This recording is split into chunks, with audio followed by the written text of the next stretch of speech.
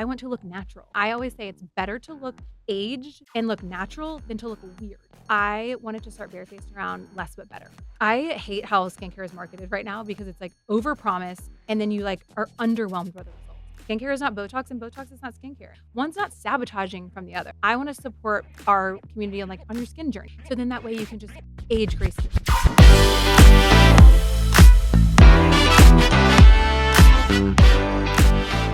I'm going to dive right in. Mm-hmm. And you have been vocal about not being a fan of in-office tightening. Yeah. That's where I want to start. Okay. Why? So in theory, like they sound great, right? Like, Yeah. Of course, like, do I want to get my skin tighter, whether it's like face, abdomen, postpartum? Like, yes. Do we want our skin to be tighter, especially as we age or we go through these different life changes? The problem is that non-surgical skin tightening is just not there. It's not the technology is just not there yet. And so it's over-promising a result that it cannot. And it's very costly. Even today, we had an event earlier, and a handful of people were like, I tried this, I tried that, and I feel like it made me look older. I feel like because it doesn't really work. It will maybe help improve your skin quality, but it's not going to help tighten the skin in the way that it's marketed to do. And there's also more risk. Like, you don't want to be losing fat in your face. We're already going to do that as we get older. And so there's just too many risks. And I just don't think like the development is there yet. Hopefully it will be. It's just not. So then what do people do? Like, I actually want to start with like the different age brackets, right? Because obviously like what I do as someone who's in her 30s and like thinking about this is like very different from someone who's like maybe has like a little bit of like skin tightening that they want to do and they're like late 40s as an example. So what can people start doing as a preventative step, both from a skincare perspective and from what do they choose to do in office to kind of be preventative? This is like my dream. Yeah. I actually don't know if I've ever been asked it like this. So treatment planning, this is why I love the combination of like an office treatment and then your like at-home treatment plan. So everyone in a perfect scenario, this doesn't happen, but in a perfect world, everyone starting in like their 20s should have a treatment plan. So you should understand from a skincare perspective, honestly, it'd be nice if we had a treatment plan for everything, how we should exercise, how we should, supplement, all that kind of stuff. So because different stages need different support. Totally. So in your 20s, everyone needs the core four. This is like your skincare. So I think of skincare like doing your daily oral health. Like if you do not brush your teeth every day and you just rely on a dentist appointment once every 6 months, like what's going to happen, right? So the same thing happens to your skincare. If you don't have like random skincare equals random results. So if you're just kind of like playing around with skincare, you're just not going to see results of your skincare, and then you're not going to like have healthy skin. So core four, your SPF, your exfoliant, your retinoid, and your vitamin C. These are the things that are going to support the skin, helping them function optimally. Every single age range can use these. If you're like in your 20s, you don't technically need to use a retinoid unless you're acne prone.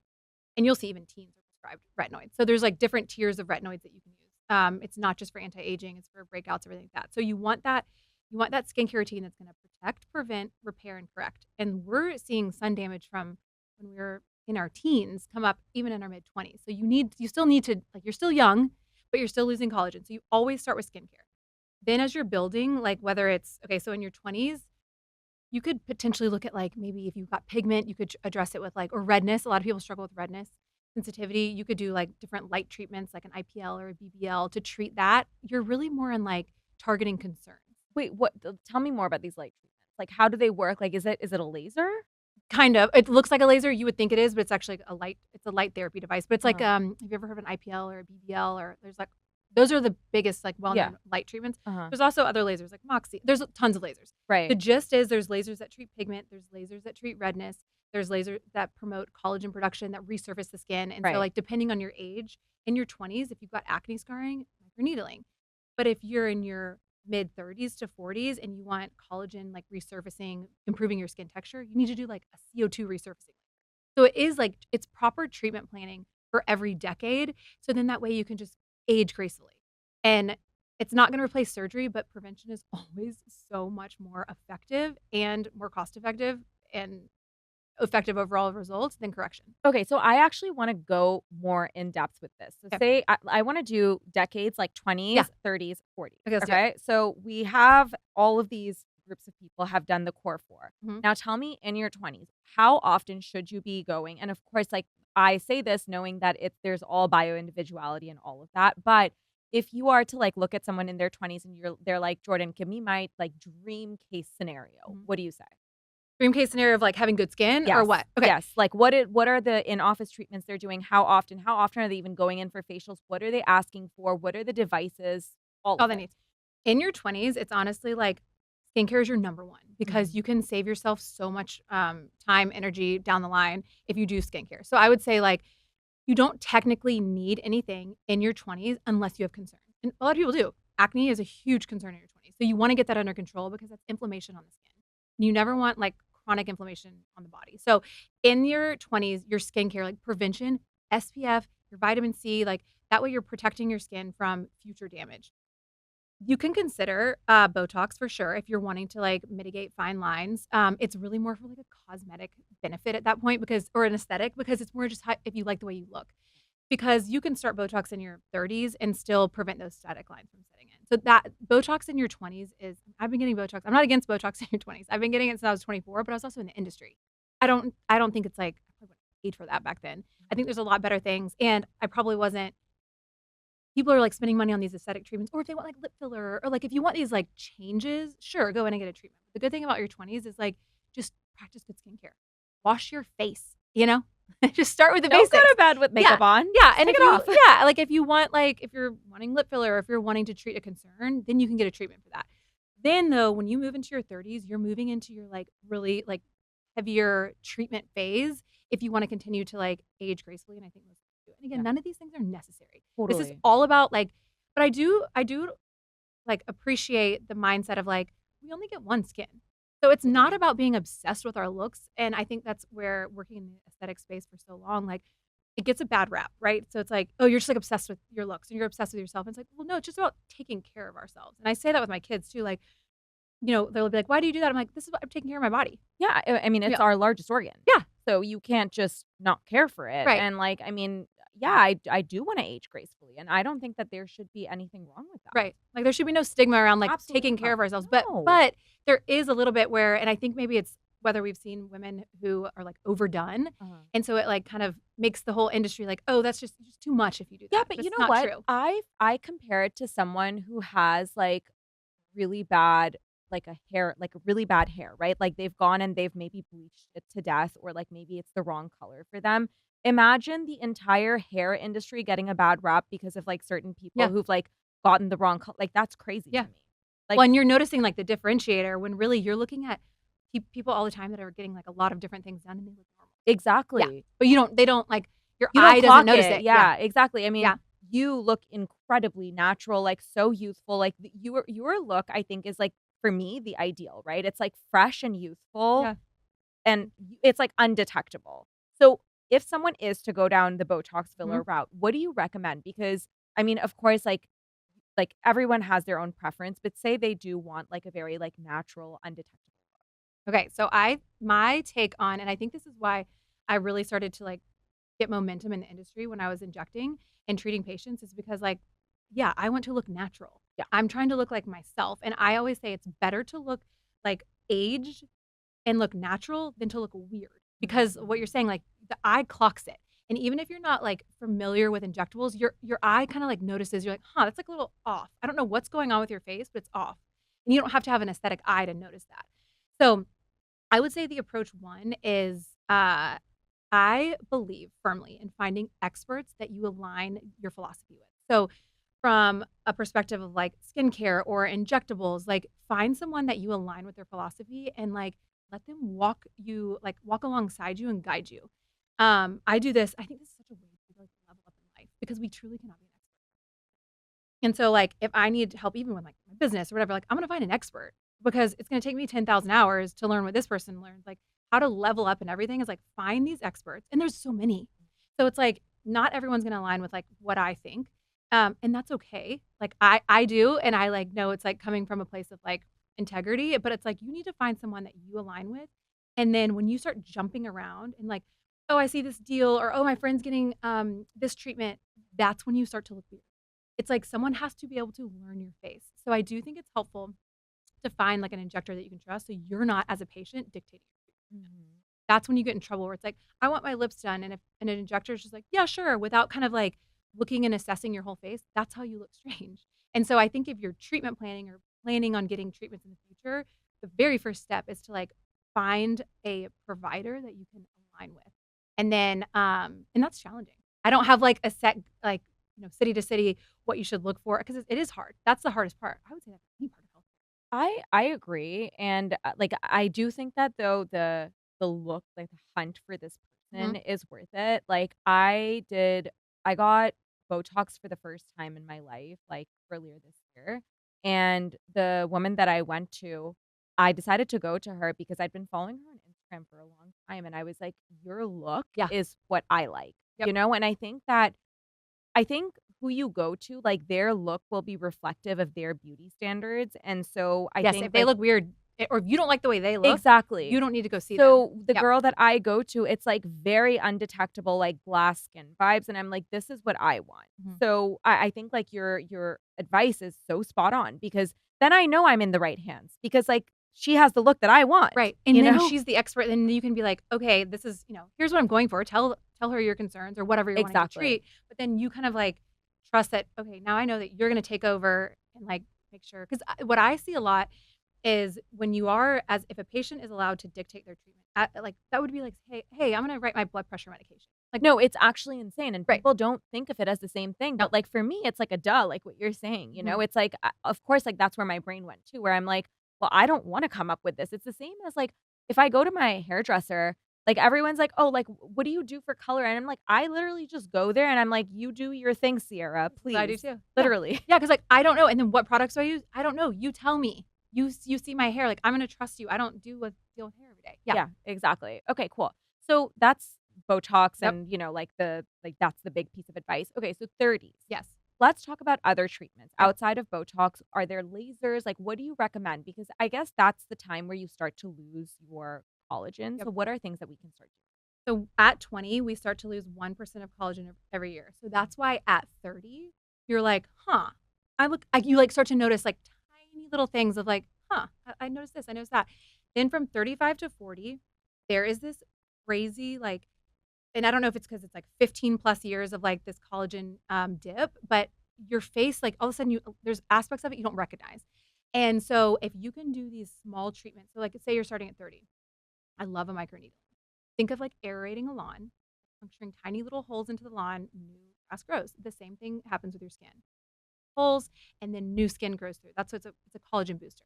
Around the eyes, the thinnest skin on the body, that is like one of the first signs. It is also really challenging to treat because you can't freeze. I mean, you don't really want to be freezing the forehead, but you can't freeze the eye area like because you have to like look normal. Otherwise, you look like this and like a Yeah. shelf when you smile, and Yeah. it's bizarre. Again, so it's like always better to look normal than to look weird.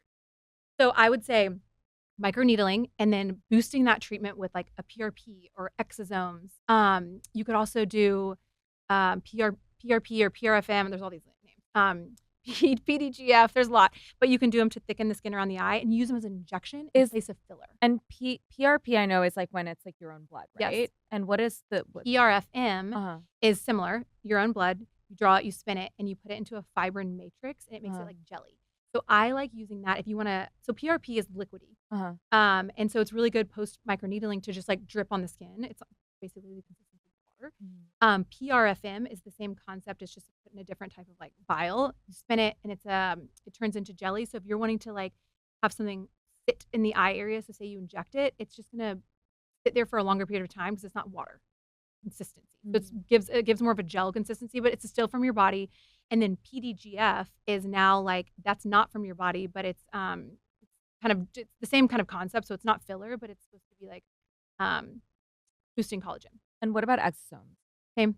I love them. I think they're great, especially post microneedling. So they're gonna like do the same thing, help with skin healing, boosting cellular turnover. I think they're great. And then what's the cadence that you recommend? Like if someone is doing PRP, microneedling, like how often do you think? So typically, I would say unless you have severe acne scarring that you're treating, if you're doing it for collagen, if you're doing it for like making your skin look better, 3 treatments, 1 month apart, and you do that. So if you're in your 30s, you could do that once every like you could do it yearly. Probably not even. You could do it every other year. But then once you get to 35, I switch. My recommendation is to switch from like a microneedling with PRP or exosomes to a laser. And I love like a CO2 laser or a Halo BBL laser because that's going to be, it's a deeper treatment, more energy, and it's going to, you're just older. And everyone gets mad when I say this, but 35 and older is mature skin. Everyone's like, that's disappointing. I'm like, well, let's be disappointed about it, or let's know about it and learn how to treat it accordingly. Yeah. Like, let's not be just like, let's just, it's okay. Yeah. What's the alternative? We're not alive? Yeah, exactly. Yeah. And also, like, why get upset about the words? You Right. know, it's this is just how it is. I don't know what to say. Yeah, it's like 35 and older, like it's considered mature skin. Just like when you're 35 and older, like with my twins, I was 35 when I had them. Like that is considered a geriatric pregnancy. Yeah, I'm not offended by it. Yeah, it's just like, I mean, maybe they should do a different word, but it's like, I'm still doing good. You know? Exactly. Yeah. So, but I do like to switch a patient from like the microneedling PRP to the laser just because it's a little bit more intensive a treatment. And you really want to, the younger you are, the more collagen you're going to produce. The same thing with the treatment. The younger you are, the more like collagen you're going to produce when you respond to a treatment. So like you need a little bit stronger of a treatment to get like a better response. What about 40s? I would say the same. Lasers? Yeah. And then you could consider just if that's when you're going to really start to notice more skin laxity. So you could consider like surgical interventions if you're like, again, none of this stuff's necessary, but if you're like bothered by skin laxity, instead of spending thousands and thousands of dollars on skin tightening that like probably is going to do nothing, you could consider. And a lot of people will start to get like upper and lower blephs at that time too. Just natural like skin laxity starts to happen and show. Yeah. How did you start your skincare?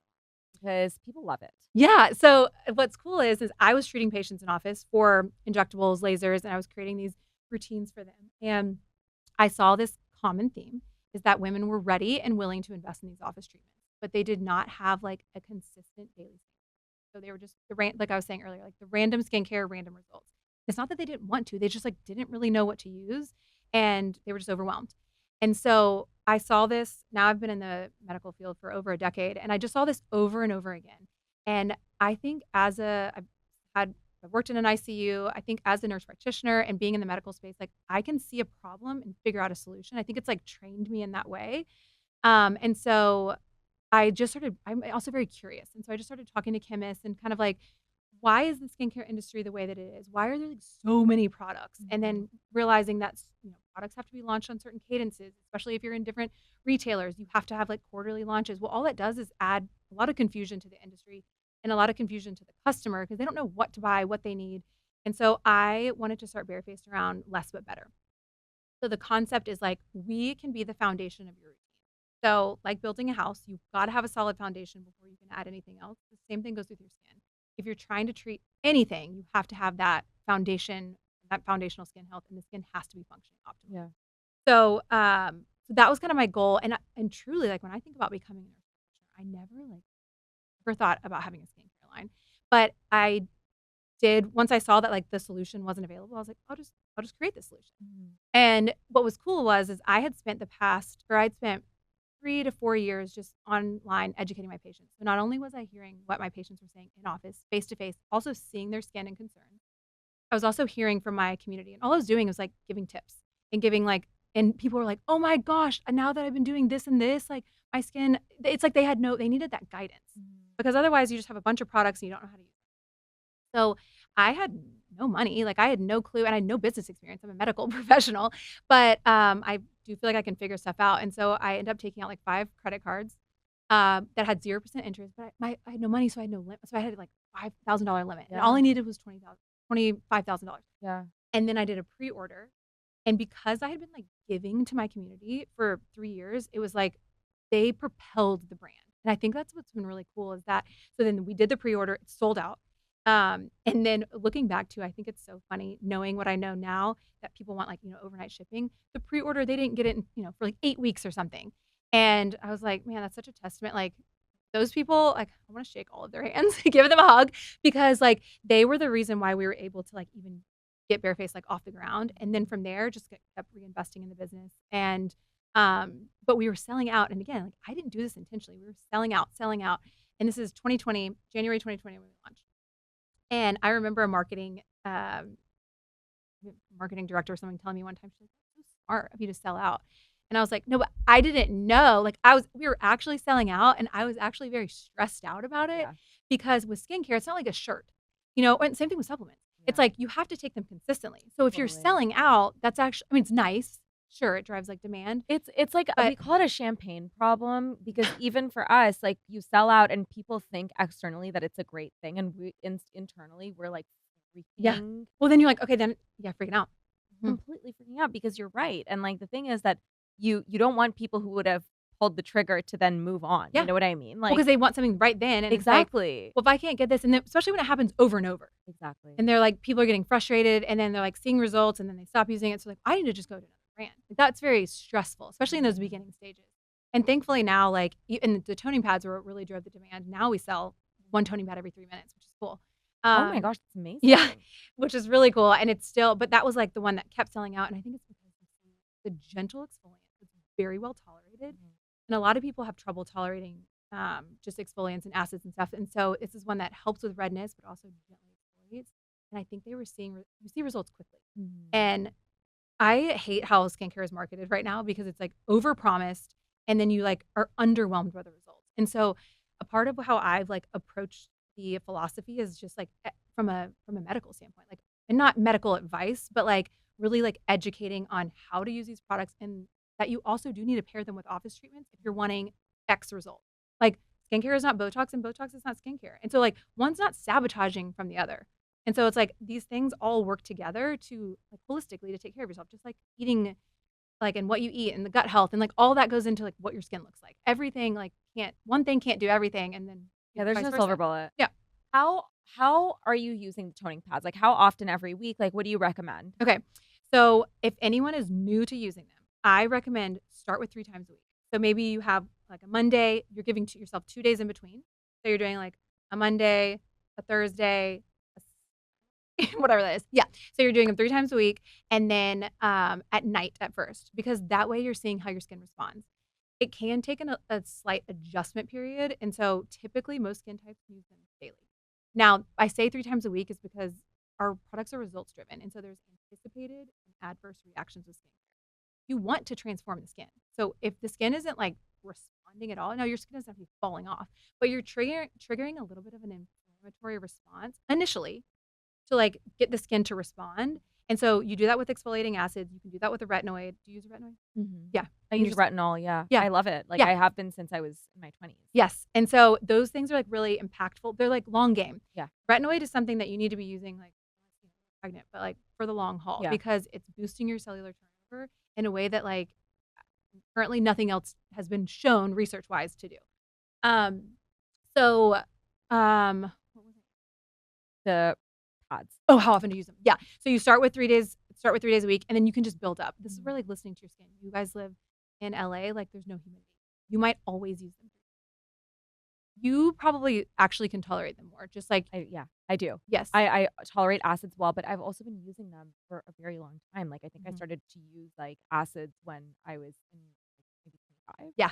It's been like it takes like a little bit of time, and then but I can just tell by looking at your skin like you can tolerate them more frequently. Now, if someone's like more dry or more sensitive, like just say it 3 times a week. But like I live in the South, I can tolerate them daily. So some of that is like where you live, and but most skin types can tolerate them daily, and they like really prep the skin. So they're exfoliating, they're helping with redness, but then they're increasing the absorption of what you apply after. So they're like doing a lot of good things. So like walk me through an ideal skincare. Okay. If you're like just starting out, so like I said, I always recommend the core 4. So those are your transformational products, and then you've got to wash your face. At night, I always recommend a double cleanse. So the first cleanse is just going to take off, even if you're not wearing makeup, it's going to take off like 50% from the day. Then you go in after your double cleanse, then you go in, you can use your toning pads, you can use vitamin C. If you have a treatment serum of something that you're using, or like your retinoid, moisturizer, done. Now, if you want to like that, and then your AM routine, same thing you're going to add. You're going to remove the retinoid and then add the SPF. And you like using your toning pad in the morning as well? I do, because I like the way like my makeup looks with it. It does like a nice glow. But I think if you're like new to them and you're not sure, it's just a safe bet to use them at night first. And then and I wear sunscreen. You need to, if you're not vigilant about wearing sunscreen, then you should not be using them during the day. Okay, I have a question. Yes. How are you reapplying sunscreen throughout the day? I'm not. Okay. Like unless I'm at the beach. Okay. Because do it. It's like your makeup. I'm like, Yeah. I'm trying to find someone who has like a secret trick that I don't know. There's like different, and I've tested, and there's a couple other ones that have just come out this year that I want to test. But there's, there are different sprays and different, but like, I mean, I'm not great about it. Yeah. And I think, it's only do so much. It's true. Yeah. It's very 80-20. I'm the same way. Like I will apply, like I will wear it every day, like very diligently. But do I reapply it when I have a full face of makeup on? No. But if I just have some blush on, then sure, I'll throw it back on. Yeah, or if you're going on a walk, just put a hat on. Exactly. Yeah. Exactly. So I like, and I think that that's an important thing to talk about because I feel like it's better than doing nothing, like you still have to like wear it in the morning. Like, you know what I mean? Like people hold themselves to these impossible standards. Right. Like just at least wear it every day. And then if you're like at the beach, at the lake, whatever, then reapply. But like the makeup, and it's just like too much. Yeah. Yeah. I agree. Talk to me about lifestyle factors that impact skin. Like, what are your favorite things to do? Like, are there supplements that you're taking? Like, what about all of that stuff? I mean, I think gut health is huge with skin. Love that you're saying, my kind of girl. Yeah. Yeah. And really, you can probably speak a lot to this too, of course. But yeah, gut health is huge. Even just like, so supplements, I talked a little bit about this earlier, but like love a creatine. But that's more like, I do think of like the skin. Like, I don't think of one thing for skin. I think like repairing the gut. I think what you eat is really important. So like sugar, not great for the skin, and if you're struggling with like acne, you could also like, refined sugar, process, like that kind of stuff, processed foods, all that is going to like affect the body in a way that like your skin's going to look more dull if you're like consistently like eating that. And I can tell even after a night if I've like drank the night before or eaten a lot of shit, like it's like you can tell. And like kind of red. Your body's like, I don't like this. Yeah. I'm not doing well. And so, I definitely think like it's an inside out experience, like you've got to take care of your insides to make sure that, and so that's why like the realities of what skincare can do, if you're not like taking care of your body, you're going to be like, oh, this is great. Or if you have like melasma and you're on birth control and you've got all this pigment and then you're also like living in the South where it's hot, like skincare is not going to control that. Like you've got to there's so many other factors at play. Actually, melasma or like hyperpigmentation is a really good conversation to have. What are your recommendations? Like if someone is suffering from it, either from hormonal or like just from sun exposure, what do you recommend? Like how do they correct that? So melasma, just like acne, they don't have a cure. You have to keep them controlled. And so the only cure there's actually a derm in LA who does, and her philosophy, I'm not exactly sure. This is like, she's probably an outlier in her like train of thought, and I'm not opposed to it because it's about healing through the inside out. But melasma, because there's the hormonal component, like even if you are wearing sunscreen, wearing a hat, like not getting sun exposure, if you are exposed to heat, you're going to have a flare up. So if you like hot yoga, if you're like cooking and you're like, or if you like a hot shower, sauna, if you're opening up the oven and you get heat on your face, like that will trigger a flare up. And like a lot of that's like the upper lip area, the mid face. It's centrofacial, so it's like the mid face, forehead, upper lip, and it bugs people, especially women, if they feel like they look like a mustache. Yeah. Which is valid. So with melasma, the hormonal component, like if you can avoid taking birth control, that's gonna estrogen is a big component of it. Avoiding like soy, heat, but some of that too is like how bad does it bother you? Because it is aesthetic. It's an aesthetic like cosmetic thing where if it's like, yeah, I get that, but it is very challenging to treat, especially in the summer. The heat so the tip I would give you if you have melasma, core 4, like I'm saying, you need to be using those products. You also want to add in a brightening agent. Depending on the severity of the melasma, you can maybe control that with like non-prescriptive. So we have a brightening serum, and it's the 3 most powerful natural brighteners. So you can use that all the time. There's also prescription hydroquinone. That is like standard. That is like standard prescription for melasma. Now, the reason why it's prescription is like you can't use it all the time. There's risk with that, so it has to be monitored by a provider. You can use it for like 3 months. You need to take a couple months break, and so you still like are going to benefit from a natural brightener. But melasma is really frustrating for people. I don't know if you know anyone that has it, but like in the summer, my tip is if you're like out, just don't let your face get too hot. Even if you just have like a frozen an ice roller or just like a drink in a cooler that you just keep putting. If you put it on your upper lip just to prevent it from getting hot, you won't have as much pigment there. So that's like a little hack that you can do if you're just like out, just keeping something cold or like ice or something on that area that tends to pigment. And then there's some other like lifestyle modifications that you can make with melasma, but if it's really bad, you're going to benefit from a hydroquinone. What are your thoughts on peptides for the skin? Are you using them? Are they popular? Like, yeah. Peptides are popping off right now. They really It's are. just marketing. Like, peptides have been around for a long time. We have them in a handful of our products. Like, I think they're just like a buzzword right now, but I love them. Yes, I think they're great, but they're not new. Yeah. They're just like getting a moment. Mhm. That's like Sculpture. I don't know if you've heard of that, but like a lot of people think that it's like new. They're like, I'm scared to use it. I'm like, no, this has been around. This was discovered from HIV patients that were using. Like, this is not new, but they're just having moments. Right. Okay. Yeah. So I think peptides are great. And are you doing injectable peptides? And I know it's in skincare as well, but injectable peptides obviously also like having a moment. I'm not doing that right now, but I want to. There's a Okay. handful, yes, that I'm interested in. I just started doing NAD injections. Mhm. Have you done that? No, but I've heard they're amazing, obviously. So I had taken NAD like supplement Yeah. for years, and the way that it's absorbed in the gut, it's just like you're not getting like a great like probably amount of it. So I just started the injections a couple weeks ago, Mhm. and that's something that like I noticed such a difference. Really? How? Okay. So it's like a background. It's not like a wired feeling, but it's like a background. Like I feel clear. I feel like sharp. I'm getting good sleep, and I have sustained energy. So it's not that feeling of like wiredness. Yeah. And I didn't really notice it until I was like, oh, that's weird. I'm typically like a little tired around 4. And I like I'm just steady. I just have noticed like little things where I'm like, oh, I'm feeling so focused. But not like Adderall focus where Yeah, you're like, yeah, but yeah, I just have noticed, and it's like it's kind of just in the background, but it's like support. And it does a lot for like inflammation. So I've been doing the loading cycle. So like the first week you want to load and you're like doing the injection every single day. And then after that you space it out to like a couple times a week. But you're kind of like you're replenishing and making sure that the body's like saturated with it. I Yeah, mean, cool. I think like this is like the injectable peptides is like the next like big, or it is currently the very big thing. And It's like gonna be more like people are definitely doing it, but it's gonna become more mainstream. exactly, Yeah. because people have been like people like athletes have been doing it. Mhm. Like I know celebrities, like there's like so many people who are doing peptides in general. And I just feel like it's just becoming, as you said, more mainstream. And I think just people are going to start talking about it more. Like NAD, for example. I mean, from an anti-aging perspective, even like Yes. it's pretty incredible. Yeah. Science behind it The is different incredible. yeah, and it's cool to look at, and I love, like, getting so I turned 38 this year, and I really am wanting to do and I've done a lot of, like, preventative like, stuff for myself, but very little, like, an NAD injection. So, now I'm, like, really interested. I just did the full body MRI. Mhm. I got some, like, blood work done this year, so I'm really interested in, like, doing those little because I'm feeling like I'm in perimenopause.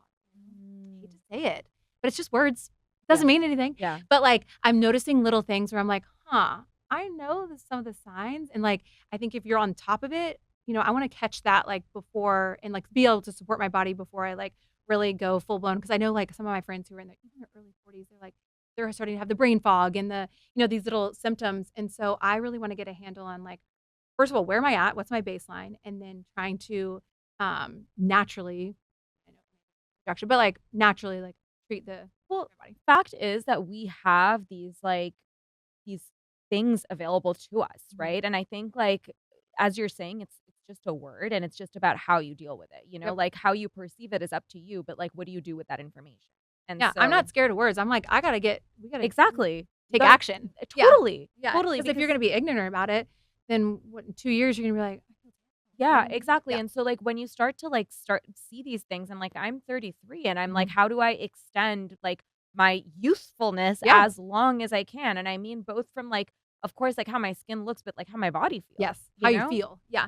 Well, yeah, and I noticed, like, my kids are getting like, my oldest is 6, but I'm like, "No, I need to, like, I need high energy." I need to be able to, like and especially now, like, parenting is so different because she's 6, and now I'm like, "I gotta be smart." She's responding to me, and I'm like, "I gotta be sharp, I gotta be clear, and, like, I gotta make sure my brain I can't have any brain fog because they're, like, so with it that I'm like and so there's certain things that we have access to. I loved reading Outlive. I don't know if you've read it with Peter Attia, but he believes in, like, medicine 3.0. Yeah, I love Peter Attia. I've just Yeah. like not listened to his podcast yet. I should. Yeah. So I love the concept, especially being a medical, provider. Like, I like modern medicine, but I also like, holistic medicine that a lot of times, like, isn't integrated into, like, modern medicine. So Mhm. I like the balance of that. I'm not, like, jumping to, like, take all these, like, prescription medications or so I think there's, like, a really good balance that you can and people are starting to do it. Like, the way that we're gonna age now versus the way that our parents age, it's gonna be night and day. I mean, have you seen like the comparison between Betty White and J Lo at the same age? I'm like Hello? No, but I've seen like the Golden Girls comparison. Yeah. And, oh yeah, that's probably her. Yes, I mean, it's yes, insane. yeah. Like J-Lo That at is like crazy. 55 or however old she is. I'm Yeah. like, you look my age. Right. Like, you look better than me. Like, that's not even my age. I'm like, what's going on here? Yeah. So, like, I feel like that is a testament to how far we've come and what we have available to us. And I mean, like, I, as like a woman at my age, I'm like not afraid, I'm just like, how do I use all of these modalities that I have available to me to extend and extend and optimize? Yeah. And I think the injections, like they sound kind of scary, but like with the peptides and a lot of people are like microdosing the GLP-1s. That does scare me a little bit because especially after 30, like our bones and our muscles, especially as women, like I think there's a lot of benefit that people are seeing with the microdosing. And obviously you guys have the GLP-1. Yeah, it's like it's not an actual GLP, but it helps. But it helps with the natural production. Yeah, exactly. Because I feel like we're seeing a lot of benefit with that, and it's like even from like a microdosing standpoint, so people aren't exactly. But like the muscle wasting and like you got to take care of your bones. You can't get those back, and the muscles, like that's your insurance on your body. So, but I think there's a lot of really cool things that are coming out that are just gonna, and like you said, like we want to feel good, and like I also want the way I look to represent how I feel. Totally. So. Like, and I think, I mean, I want to increase my health span for as long as I can, like, yes. Okay. So that's what Peter Attia said. He's like, the goal isn't, we might probably live the exact same amount of time. So say you live to your 90. What's happening now is that we're having this like slope on the last 10 years. And so the last 10 years of your life is miserable. Yeah. And it's like, you want to go like this. You want to be like 89 and then you want to be like, all right. Gone. Yeah. You want to live like as best that you can until like the last 2 days before you die. No, literally, that's the dream. That's the dream. Yeah, but all of that happens now, and so like, and all of that is just tiny little investments. And so where I feel like we, as like my role as like a nurse practitioner, and then like starting Barefaced, I feel like I want to support our community on like on your skin journey. Like those are little tiny investments, and like that's where finding those experts that you trust and like to walk alongside you, so that in that way we do live this like long, beautiful life. Yeah, I love that, Jordan. Thank you for being here. Tell everyone where they can find you. We are at barefaced.com, Barefaced on Instagram, and then Jordan Harper _MD. Amazing. Thank you for being here. Thank you.